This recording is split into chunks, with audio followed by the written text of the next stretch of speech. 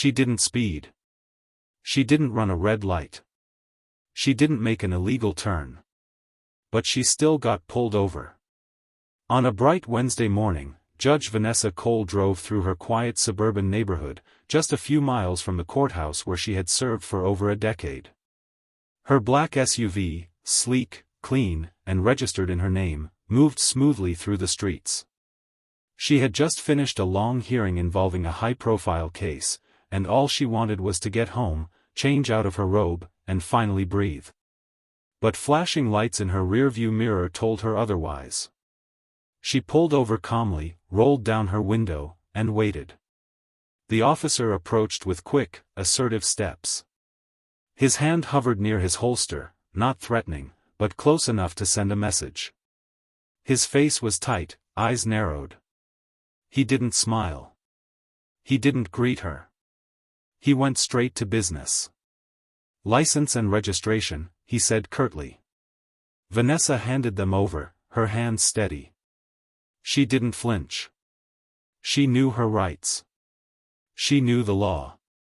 More than that, she wrote the law every day in her courtroom. "Is there a problem, officer?" she asked politely. "This vehicle was reported stolen," he said flatly. She blinked. "Excuse me?" "You match the description," he added, glancing quickly at her ID before shifting his gaze back to her face. "And the vehicle matches the plate. Before we go any further, if you believe stories like this deserve to be seen, if you know how quickly things can escalate for the wrong reasons, take a moment to subscribe. These stories are real. And the more we understand them, the harder they are to ignore. Now, back to Judge Cole. She remained calm, but inside her chest, her heart beat just a bit faster. Not from guilt, she had done nothing wrong, but from familiarity. This wasn't the first time she'd been underestimated. Judged. Doubted. But this time felt worse. "Officer," she said calmly, "this is my car. Registered to me. I just left Superior Court 15 minutes ago. I'm Judge Vanessa Cole." He barely looked at her paperwork. "I'm going to need you to step out of the vehicle." Her voice didn't rise. "Are you detaining me?" "I'm conducting an investigation," he snapped. "Out. Now." The sidewalk was visible. People were walking by. Some began to slow down, sensing the tension. A phone camera came out. And there she was, a judge, being treated like a suspect, for the apparent crime of driving her own car while black. She stepped out. Her badge hung on a lanyard from her purse. She removed it carefully and held it up. "Again," she said, firmly now. "I am a sitting judge. I do not appreciate being treated this way. And I expect to speak to your supervisor immediately." But the officer didn't apologize. He didn't back down. He scanned the badge, then shook his head. "Anyone can have a fake ID." She nearly laughed, not because it was funny, but because the absurdity was louder than her fear. "Then run the plates," she said. And finally, he did. Minutes passed. Long, silent minutes. A small crowd had gathered now, recording, whispering, wondering. And then, his radio crackled. "Confirmed. Registered to Vanessa Cole. No outstanding reports." He turned back to her, trying to soften his face, but the damage was done. "There's been a mistake," he muttered. "You're free to go." She looked him in the eye. "No. I'm not going anywhere. I want your name. Your badge number. And I want this incident reported." His jaw tightened. He gave her the information reluctantly. By now, a woman in the crowd had recognized her. "That's Judge Cole," she whispered into her phone. They pulled over Judge Cole. The video went viral within hours. A highly respected black woman, targeted, accused, and humiliated in public. Not for what she had done, but for what she looked like behind the wheel of a nice car. Vanessa didn't scream. She didn't curse. But what she did next would make headlines across the country. That night, she published a statement. Not emotional. Not accusatory. Just precise, clear, and devastating. Today, I was stopped and accused of stealing my own vehicle. I presented identification, registration, and judicial credentials. I was still ordered out of my car and treated like a suspect.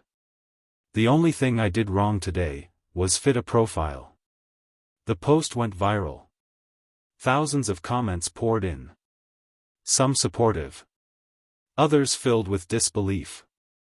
And, of course, the expected voices telling her to calm down, to not make this about race, to understand that police were just doing their job. But that's the point, isn't it? If a judge can't drive home without being accused, what happens to the rest of us? Judge Cole didn't stop at a statement. She filed a formal complaint. She requested a full investigation. And she used her platform to start a public dialogue about how implicit bias isn't just dangerous, it's deadly. Her colleagues rallied behind her. Civil rights organizations reached out. Students wrote to her, saying they finally saw someone who looked like them standing up. A local news station aired a segment called "Profiled from the Bench," and invited her to speak. She declined the interview, but her message was already loud enough. The officer, whose name was now known, faced internal review. The department released a generic statement: "We take these matters seriously and are conducting a full investigation." But the court of public opinion had already rendered its judgment. Still, for Judge Cole, this wasn't about punishing one officer. It was about changing the system that made what happened to her feel normal. The investigation didn't take long. Within a few days, Internal Affairs confirmed what the video already made clear: Judge Vanessa Cole had been wrongfully profiled. The car wasn't stolen. Her documents were valid. And her status as a judge had been confirmed the moment she presented her credentials. But by then, the damage had grown beyond the incident. It had become a symbol. Media outlets across the country picked up the story. Headlines read: "Black judge wrongfully accused during traffic stop. If it can happen to her, it can happen to anyone. Judge pulled over for driving while black." Interviews were requested by major networks. Civil rights leaders weighed in. And quietly, behind the scenes, the officer involved was placed on paid leave pending disciplinary review. But Judge Cole didn't center herself in the outrage. She didn't want to be the next viral name or the next trending hashtag. She wanted something deeper: clarity, reflection, and change. She declined all major interviews except one, a sit-down with a small, independent journalist she'd worked with years earlier during a judicial reform conference. The interview wasn't flashy. No makeup, no bright lighting. Just her voice. Steady. Firm. Unapologetically honest. "I wasn't shocked," she said. "That's what should scare people the most." The journalist asked her to elaborate. She leaned forward. "I've worked in the legal system for over 20 years. I've seen how bias operates in subtle and not so subtle ways. But it's different when it's aimed at you. And the fact that I wasn't surprised, that tells you everything." She went on to describe how the officer hadn't just seen a woman in a car, he saw a threat.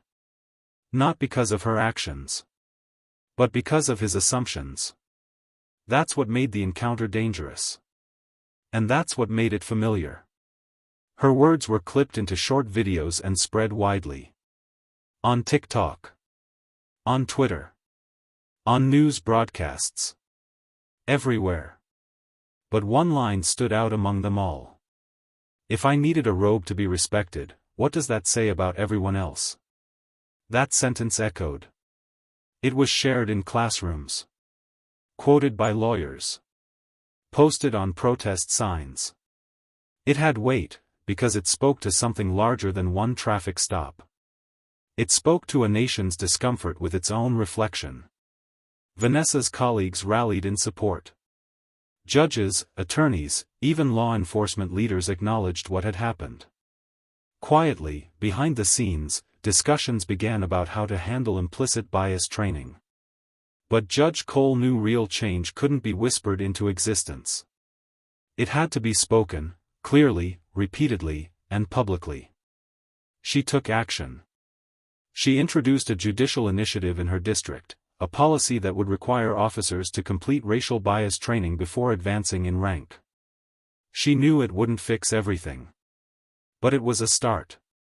She also partnered with local universities to speak to law students, particularly students of color, about navigating the legal system from both sides of the bench. In one of those sessions, a young black woman raised her hand and asked, "How did you stay so calm when he accused you like that?" Judge Cole paused.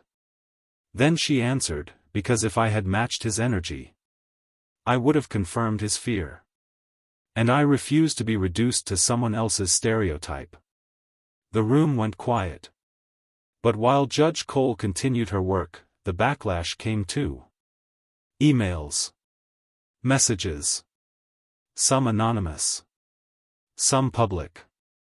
People accused her of being divisive, of weaponizing her race, of making good cops look bad. She didn't respond to the noise. Because the noise was predictable.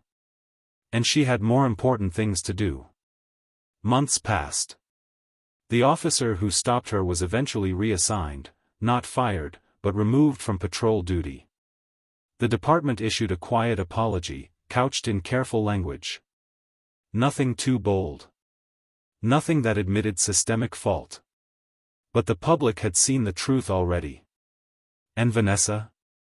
She never needed their apology. What she needed was for the next black woman driving a nice car to get home without incident. That was the goal. One afternoon, long after the headlines had faded, she was walking out of court when a woman approached her on the courthouse steps. She was younger, mid-20s, carrying law textbooks, wide-eyed and nervous. "Judge Cole," she said, "I just wanted to say thank you. Because of you, I didn't give up on law school. When I saw how they treated you, and how you stood your ground with grace, I knew I could belong here too." Vanessa smiled. Not the polished smile for cameras, but a real one. A human one. "You already belong," she said. "Don't let anyone convince you otherwise." The student nodded, and walked away, a little taller. That moment wasn't filmed. It wasn't trending. But it mattered. And maybe that's the point. Sometimes the biggest change doesn't happen in viral videos or protest signs. Sometimes it happens in the quiet. In the conversations that follow. In the next generation watching how you respond when the world tries to shrink you. Judge Cole never asked to be a symbol. But symbols aren't chosen. They're revealed. And when history looks back, it may not remember every headline or every argument. But it will remember the woman who sat still, stood tall, and told the world, "I am not what you assumed. I am the judge." And if this story moved you, if it made you reflect, or reminded you that dignity is something no one can take away, then subscribe. Because these stories deserve to be heard. Not just once, but again and again. Because the next time someone is judged before they speak, maybe you'll remember what real judgment looks like.